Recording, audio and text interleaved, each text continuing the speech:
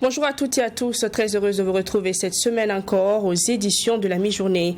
Religion à la une cet après-midi, les fidèles chrétiens ont célébré la vigile pascale dans la nuit du samedi 16 avril à Ouagadougou, dans les différentes églises. La victoire du Christ sur la mort a été célébrée. Dans ce 13h, on revit la célébration à la paroisse Saint-Camille de Ouagadougou et à la cathédrale Notre-Dame de Lourdes.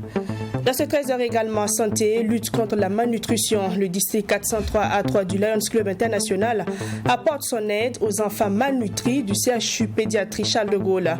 Des compléments alimentaires, des consommables médicaux et hygiéniques ont été offerts à l'hôpital d'une valeur de 3 millions de francs CFA, ce dont permettra de prendre en charge au moins 100 enfants pendant 2 semaines. Voilà pour le sommaire de ce 13h. Comme annoncé dans les titres, direction la paroisse Saint-Camille de Ouagadougou, sise au quartier 1200 pour revivre la veillée pascale. Elle a eu lieu dans la nuit du 16 avril dernier et pour célébrer la résurrection du Christ, les fidèles chrétiens ont adoré et loué le Seigneur. Prières, homélie, sacrement de baptême et de confirmation étaient également au menu de cette soirée. Les temps forts de la vigile pascale avec Salimatou Zongo et Abdourahim Nienye.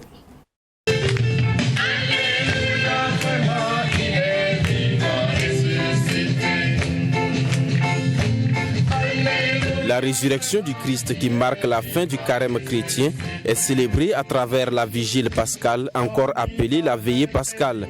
Elle est célébrée ici à la paroisse Saint-Camille de Ouagadougou à travers la liturgie de la fête de Pâques clôt le Triduum pascal et marque le début du temps de Pâques. Cette célébration de la résurrection du Christ s'est déroulée en 4 temps essentiels: liturgie de la lumière, de la parole, baptismale et eucharistique.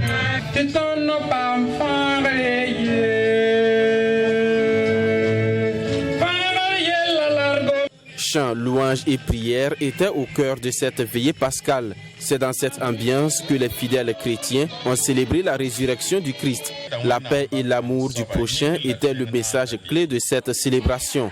Un message de paix et d'amour, c'est parce que Dieu nous a aimés, voilà, qu'il nous a donné son Fils.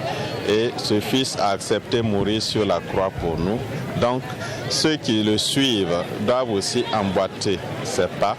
Voilà, l'amour, le pardon, voilà, la miséricorde et surtout la recherche de la paix entre nous, la paix intérieure, la paix en famille, la paix en société. Et pourquoi pas, nous prions aussi pour la paix dans notre pays et les pays en guerre. En plus de la liturgie du feu, la veillée pascale est également consacrée au sacrement de baptême et de confirmation. Ils étaient au nombre de 190 à prendre le sacrement. Après 3 ans de catéchèse, c'est avec joie que les baptisés ont reçu le sacrement de la naissance à la vie chrétienne. À partir d'aujourd'hui, ce qui change dans ma vie, c'est ma foi en Jésus, ma foi en l'Église chrétienne catholique. Ma foi s'est renforcée. Voilà, je crois vraiment en Jésus, je crois à son Esprit Saint, je crois à la Sainte Trinité. Voilà. Et dans ma prière, je prie Dieu vraiment, je demande au Seigneur Jésus de me donner la foi, la force et le courage de faire ses commandements. C'est une renaissance, voilà, dans le Seigneur et je rends grâce vraiment pour cette étape dans ma vie et j'espère vraiment qu'avec la renaissance du Christ et que je sois aussi, on va le dire, totalement lavé et que je sois aussi une nouvelle personne dans le Christ. Cette vigile pascale est aussi consacrée au sacrement du mariage. Les nouveaux baptisés ont célébré leur mariage naturel en cette nuit. En rappel, Pâques, qui marque la victoire du Christ sur la mort, est considérée d'ailleurs comme la plus grande fête de l'Église catholique et mieux, le fondement même de la foi chrétienne. Dans la ville de Sia, rejoint des Hauts-Bassins, les fidèles catholiques ont pris part dans la nuit du 16 avril à la vigile pascale à la cathédrale Notre-Dame de Lourdes. Une célébration qui a été marquée par plusieurs étapes, dont la liturgie de la lumière, celle de la parole et le baptême de nouveaux chrétiens. Les images à Bobo du Lasso avec notre reporter sur place, Joseph Koutko.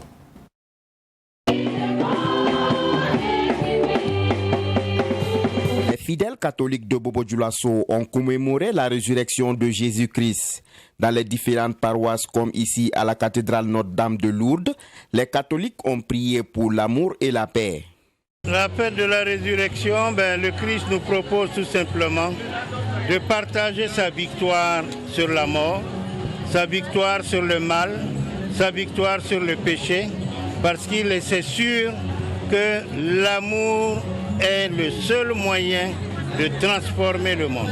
Et le contexte actuel de notre pays, vous voyez, nous avons besoin de paix. Pour nous chrétiens, le Christ est notre paix. Si nous vivons selon l'esprit de l'Évangile, son message est un message d'amour, nous invitant à faire disparaître toutes les barrières qui nous séparent.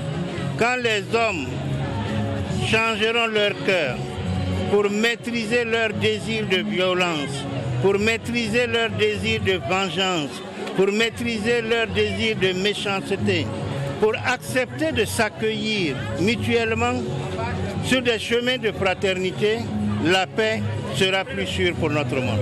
Nous devons non seulement nous-mêmes nous convertir à la non-violence et à plus d'amour et de fraternité, mais nous devons également prier et aider les autres à se convertir aussi pour que nous puissions nous regarder comme des frères, vivre ensemble et construire un monde de paix et de justice.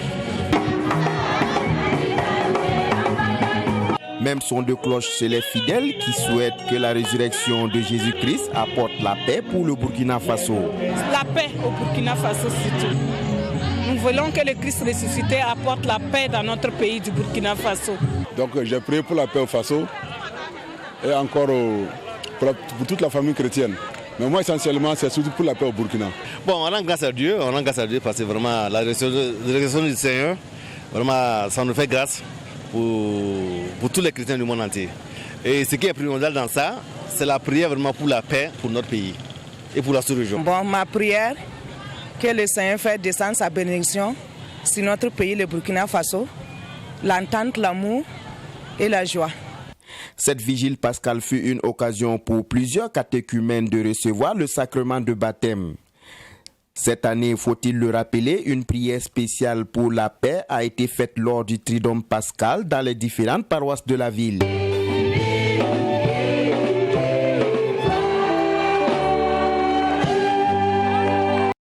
Voilà pour la célébration de la vigile pascale, mais on reste dans le domaine de la religion. Vous vous rappelez certainement, le chef de l'État annonçait le 1er avril dernier, lors de son discours à la nation, 3 jours de prière pour la paix au Faso. Dans le cadre de ces prières, la communauté catholique du Burkina, à travers la conférence épiscopale Burkina-Niger, a prié ce dimanche 17 avril 2022 à la cathédrale de l'Immaculée Conception de Ouagadougou pour la paix au Faso. À cet effet, la cérémonie religieuse a connu la participation d'une délégation du gouvernement représentée par 5 ministres. Les images avec Serge Kabouré. Cinquième des mesures énoncées au Burkinabé par le président du Faso lors de son adresse à la nation le 1er avril dernier, la journée de prière, d'adoration et d'intercession pour la paix et la réconciliation au Burkina Faso a été observée ce dimanche par la communauté catholique du pays des hommes intègres à la cathédrale. À travers cette journée de prière qui coïncide avec la célébration de la fête de Pâques, les fidèles chrétiens à travers des chants, des louanges et des adorations ont adressé des requêtes au Seigneur pour le retour de la paix. Les autorités du pays ont voulu que toutes les religions puissent prier Dieu pour l'avènement de la paix, de la justice et du bon vivre ensemble dans ce pays. Et les évêques du Burkina ont choisi ce jour que dans toutes les paroisses du Burkina, nous puissions prier pour la paix. Alors nous demandons à Jésus ressuscité de nous faire épouser son amour, que nous puissions nous aimer en essayant de nous pardonner, en nous pardonnant même franchement. Et surtout nous disent que la plupart de ceux qui sont au centre du terrorisme actuellement, ce sont nos frères, ce sont nos sœurs burkinabés. Donc il nous faut que nous puissions vraiment être artisans de paix pour que nous puissions arriver à bout de ce qui nous préoccupe actuellement. Le gouvernement burkinabé a fait le déplacement de la cathédrale à travers la présence des ministres en charge des questions religieuses, de la défense, des infrastructures, du genre et de la solidarité nationale. Que les prières soient exaucées et que nous ne fassons rien dans la réalité pour que ces prières passent, n'est-ce pas, de simples invocations à la réalité, ça c'est une autre chose. Donc aujourd'hui, nous devrons mettre, n'est-ce pas, un point d'honneur à faire en plus de la prière ce que nous faisions de par le passé. Et c'est en cela que le président du Faso, Paul-Henri Sandaogo Damiba, suite aux sollicitations qui ont été faites par les confessions religieuses et même des organisations de la société civile, a donc décidé qu'il était important que le gouvernement accompagne ce qui se fait, ce qui se faisait, ce qui se fait et ce qui se fera. Et même si demain nous ne sommes pas là, nos esprits, n'est-ce pas, seront là. Du vendredi 15 à ce dimanche 17 avril, les communautés religieuses du Burkina Faso, à travers la Fédération des associations islamiques du Burkina FAIB, la Fédération des églises et missions évangéliques du Burkina FEME, la conférence épiscopale Burkina-Niger ainsi que la religion coutumière ont ensemble prié pour le retour de la paix au Burkina Faso. Santé, lutte contre la malnutrition. Ce 16 avril, le Lions Club International District 403A3 était au chevet des enfants victimes de malnutrition au CHU Charles de Gaulle. Les mains chargés, les responsables du Lions Club ont fait don de compléments alimentaires, de consommables médicaux et hygiéniques à l'hôpital. Au CHU Charles de Gaulle, au moins 50% des enfants hospitalisés sont victimes de malnutrition. Un mal de plus en plus considéré au Burkina Faso comme un problème de santé publique. Le Lions Club International District 403A3 vole au secours des enfants malnutris au CHU pédiatrique Charles de Gaulle. Selon le docteur Ghislaine Yamiogo, même s'il n'existe pas de chiffre officiel, au moins 50% des enfants internés au CHU pédiatrique Charles de Gaulle sont victimes de malnutrition. C'est fort de ce constat que le Lions Club International District 403A3 fait don d'un important lot composé de bouillie enrichie, de lait thérapeutique, de consommables médicaux et hygiéniques pour au moins une centaine d'enfants, et ce pour 2 semaines. Il y a une épine du pied qui se trouve enlevée, voilà, parce que déjà nous avons une grande liste d'enfants qui étaient en attente. On tape un peu à toutes les portes pour essayer de voir comment les secourir. Et aujourd'hui, nous sommes soulagés parce que nous savons que dès demain, ces enfants ont déjà quelque chose. Près de 50% des patients que nous hospitalisons au niveau de la pédiatrie Charles de Gaulle ont besoin d'un soutien nutritionnel, soit parce qu'ils sont malnutris chroniques, soit parce qu'ils sont déjà en émanciation. Lorsqu'il y a un besoin, il y a un lion, on est toujours aux aguets pour assister les plus démunis. Et voilà pourquoi nous avons répondu au cri de cœur de la pédiatrie, la crainte de la pédiatrie Charles de Gaulle. Nous avons pu mobiliser tout ce que vous voyez là derrière nous, c'est-à-dire des draps, des couches, des cartons de lait, des sacs de farine enrichis, des cartons de farine enrichis. Les enfants, c'est la relève de demain. Si on ne vient pas en aide pendant qu'ils sont dans le besoin, étant dans une situation de malnutrition et ils sont très malades en plus de ça, ça va être compliqué les années à venir de trouver une jeunesse dynamique. Au Burkina Faso, la malnutrition des enfants de moins de 5 ans est perçue de plus en plus comme un problème de santé publique. Selon les données, plus de 500 000 enfants en 2021 souffraient de la malnutrition aiguë. Le Lions Club International District 403A3 reste fidèle à son engagement, participer au bien-être social et moral de la communauté, un don dont la valeur est estimée à 3 millions de francs CFA. Nous avons des causes mondiales et des causes nationales. Et parmi les causes mondiales, nous avons la lutte contre la faim et la malnutrition est l'un des éléments qui composent la lutte contre la faim. Et nous avons un grand programme pour donner le sourire à 30 000 enfants. Aujourd'hui, nous venons d'assister à l'acte 1. L'acte 2 a été annoncé et ce serait une grande opération de collecte auprès de la population et des lions. Et pour pouvoir trouver ce sourire et le donner aux enfants dans les centres des déplacés internes, dans les maisons d'arrêt et aussi dans les hôpitaux en s'intéressant particulièrement aux crins.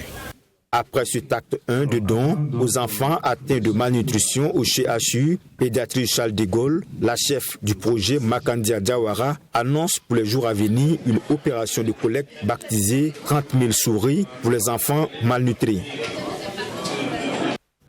Infrastructure, après Ouagadougou en 2016 et Tinkodougou en 2021, Bobo Dioulasso bénéficie désormais de sa propre bourse du travail. Les organisations des travailleurs de la ville de Sia ont officiellement reçu les clés de ce joyau ce jeudi 14 avril 2022 au cours d'une cérémonie présidée par le ministre de la Fonction publique, du Travail et de la Protection sociale et en présence des autorités régionales et des responsables des organisations syndicales. Joseph Koudko.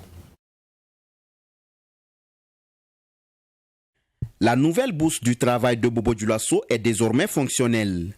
Après la pose de la première pierre en 2017, le ministre de la Fonction publique, du Travail et de la Protection sociale a remis officiellement les clés de ce joyau aux organisations des travailleurs de la ville de Sia en présence des responsables syndicaux. La bourse du travail, clé remise aujourd'hui, matérialise une fois de plus la positivité du dialogue permanent qui a toujours existé entre les partenaires sociaux et le mouvement syndical. Donc nous souhaitons tout simplement que l'engagement qui a été pris par le gouvernement de construire une bourse de travail dans chaque chef-lieu de région. Donc il y a eu Ouagadougou, il y a eu Tinkodougou, il y a eu aujourd'hui Bobo Dioulasso. Et le gouvernement prend l'engagement dans des délais assez raisonnables de faire en sorte à ce que des travaux également soient engagés dans les autres chefs-lieux de région. Après 3 bourses de travail, il va rester 10 chefs-lieux de région. C'est de s'inscrire tout simplement dans la continuité de l'État, dans la continuité de notre pays. Et chaque gouvernement vient autant qu'il peut, ce qu'il peut réaliser, il réalise. S'il arrive à tout réaliser, du coup, tant mieux, ce qui est souhaitable. Mais s'il n'arrive pas à tout réaliser, l'essentiel est qu'il y ait la bonne volonté de démarrer afin que, quel que soit le moment, d'autres puissent venir poursuivre le travail. Une occasion pour l'unité d'action syndicale d'exprimer sa satisfaction sur la qualité de l'infrastructure. Oui, ça nous sommes très éblouis et puis nous félicitons le chef parce que c'est lui qui a pris ça. Si tu compares un peu à Ouagadougou, bon, vraiment c'est très joli, c'est bien et nous pensons que nous allons choisir cette occasion-là pour en tout cas encore remercier le gouvernement pour qu'il continue et nous allons porter garde de garder cette maison-là saine, cette maison-là où nous pouvons nous réunir pour demander au gouvernement encore plus ce qui n'est pas dans le bâtiment. Un joyau de type R+3 estimé à un peu plus d'1,8 milliard de francs CFA, l'infrastructure composée de 2 blocs a été érigée sur une superficie de 1200 mètres carrés.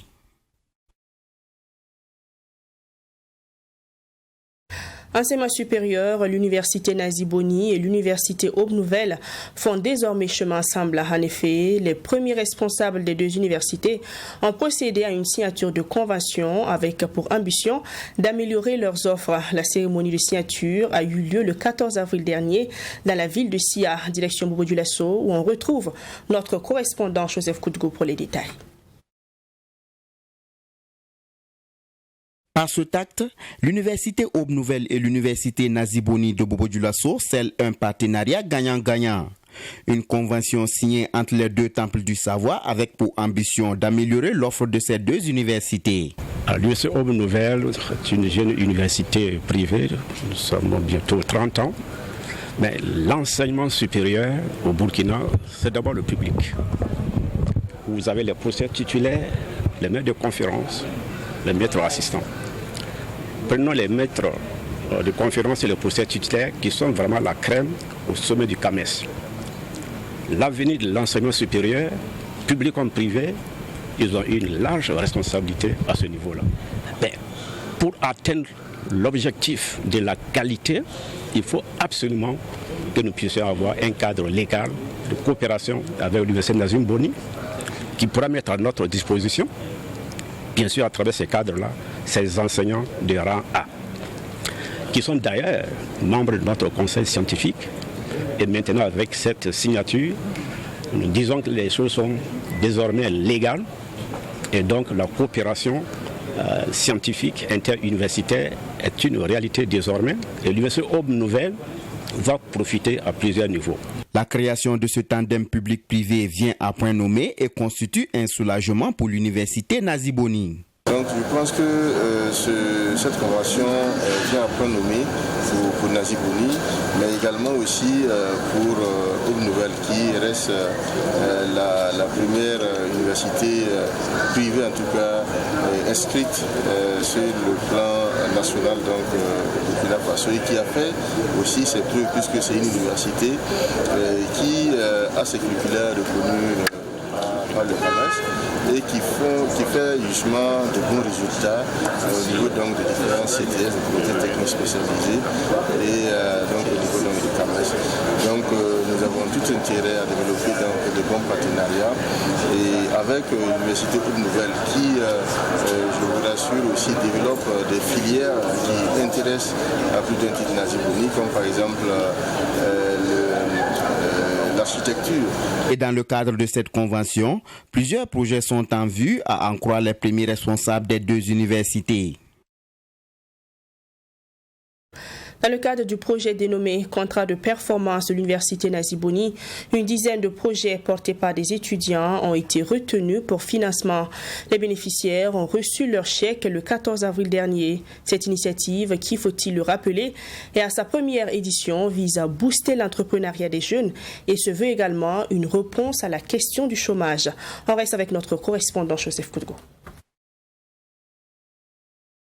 C'est dans le but d'améliorer l'employabilité des jeunes que cet appel à projet d'incubation d'entreprise a été lancé au profit des étudiants de l'université Naziboni.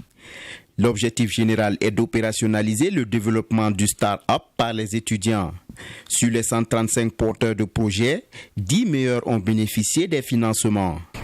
En parlant d'employabilité, Naziboni cherche donc à travers l'auto-emploi et l'entrepreneuriat à encore plus faire fléchir justement ce poids donc créé donc par ce chômage chez les jeunes. C'est à travers cela que nous avons Naziboni mis en place à développer justement le concept d'incubateur, qui est un véritable accélérateur de projets, c'est-à-dire susciter le développement de projets structurés innovants chez les jeunes étudiants et les amener en maturation à créer donc une entreprise viable qui pourra donc employer eux-mêmes donc l'auto-emploi, mais aussi créer, n'est-ce pas, de l'emploi pour les autres jeunes.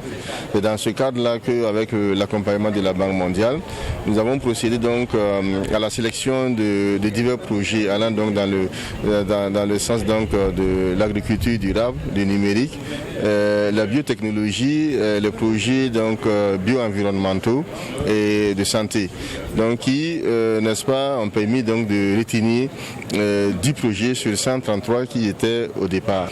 Alors le développement de ces incubateurs, n'est-ce pas, permettant donc de donner un véritable impact positif au programme Incube de l'UNB, et qui, à travers son rapport, permettra aussi à la Banque mondiale de pouvoir élargir donc sa cagnotte d'accompagnement des jeunes. Les 10 étudiants retenus ont chacun bénéficié d'un accompagnement financier de 1 500 000 francs CFA, ce qui apportera un coup de pouce aux différents projets. Nous sommes vraiment très émus. Cette cérémonie représente pour nous un début d'une nouvelle ère qui s'ouvre pour tout un chacun de nous. Et nous tenons à remercier les autorités de l'université pour cette initiative. Moi, j'ai déjà commencé mes activités. Donc, ce prix va me permettre à booster ce que je suis en train de faire. L'insertion socio-économique des jeunes à travers l'entrepreneuriat au Burkina Faso, un défi réel à relever. Cette action de l'UNB apparaît comme une grande avancée vers le développement inclusif du pays. Football, avant de nous séparer, l'AS Douane et l'ASK partagent la poire en deux lors de la 25e journée. Venu de Coupéla, l'ASK s'en sort face aux douaniers qui luttaient déjà pour rejoindre le trio de tête. Les deux équipes se séparent donc par le score de 1 but partout. Assami Touré. L'ASK en déplacement à Ouagadougou a tenu en échec l'AS Douane. Bien organisé et en place tactiquement, les hommes de Drissa Ouedraogo ont su déjouer les plans des douaniers. Sur cette première occasion, sur une contre-attaque menée par Youssouf Baro, les douaniers manquent l'opportunité d'ouvrir la marque matinalement. L'ASK a réagi avec cette tête qui passe au-dessus de la barre transversale. L'AS Douane pousse et arrive à ouvrir la marque sur cette action bien menée. Michel Batiobo, à la 37e minute, permet à son équipe de prendre l'avantage.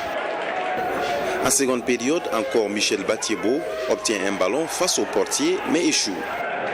L'ASK obtient l'égalisation sur ce coup franc à la 87e minute. Abdoulaye Thioté saute plus haut que tous et place sa tête pour l'égalisation. Les Verts passent à côté de l'emporter même sur cette dernière occasion. Un but partout à la fin du match qui pouvait être en faveur de l'AS Douane selon son coach. On a eu l'occasion du début, du 2-0. Voilà. Le football, on ne va pas réinventer le football. Voilà. Le football, ça a été toujours comme ça. Quand il y a des occasions franches, tu ne marques pas pour te mettre à l'abri.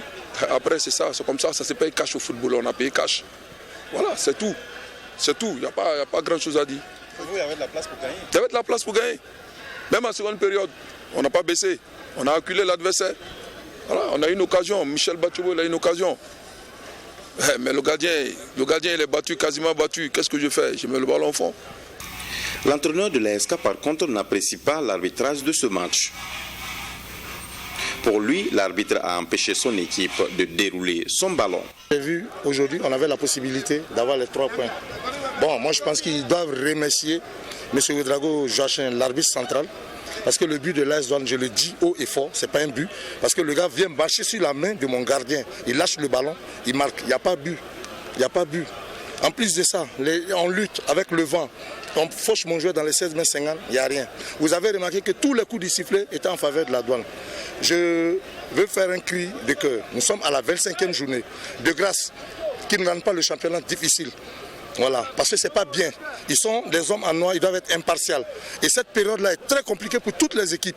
Et moi, je demande que la CCA ouvre l'œil pour les arbitres, pour les derniers matchs là. Je n'ai pas dit que c'est eux qui ont fait que ces choses, mais moi, je sais que mon équipe a du football, ils peuvent jouer. Mais les coups du sifflet intempestifs là, ça nous empêchait de jouer. Les jeunes ne pouvaient pas. Les deux équipes repartent donc avec un point en attendant la prochaine journée. C'est la fin de ce 13h. Merci de l'avoir suivi. On se retrouve demain 13h pour un autre journal. En attendant, bonne suite de programmes sur Truth TV.